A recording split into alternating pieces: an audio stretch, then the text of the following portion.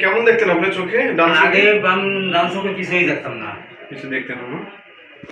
তো এখন অপারেশনের পরে কেমন দেখেন? খুব ভালোই লাগছে, স্পষ্ট সবকিছুই দেখতে পাইতেছি। এখন কোনো সমস্যা আছে? না, এখন কোনো সমস্যা নাই। আচ্ছা, ইনশাআল্লাহ আরো ভালো দেখবেন। আর আমরা আমি আমি তো আপনাকে বলছিলাম যে অপারেশনের পরে কতটুকু কি দেখবেন, তার থেকে কি ভালো দেখেন? হ্যাঁ, তার থেকে খুব ভালো দেখি। আচ্ছা, শাকিল এখন আমার দিকে ফোকাস। যাই হোক, কাকার নাম হচ্ছিল নারায়ণ বারৈ। নারায়ণ বারৈ না?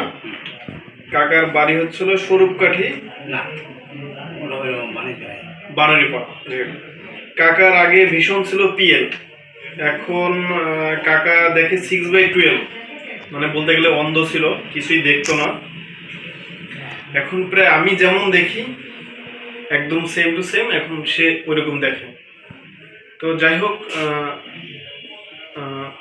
উনি যেখানে অপারেশন করছে এই হাসপাতাল নাম বরিশাল আধুনিক চক্ষু হাসপাতাল।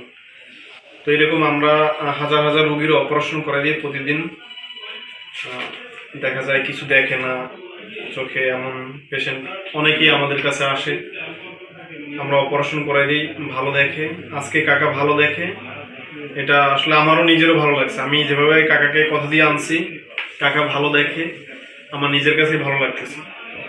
ঠিক আছে কাকা, আরো যতটুকু সমস্যা আছে আরো ভালো দেখবেন, কিন্তু চোখের যত্ন আপনি করবেন, চোখ যত্ন করবেন, আপনি নিজেই ভালো থাকবেন।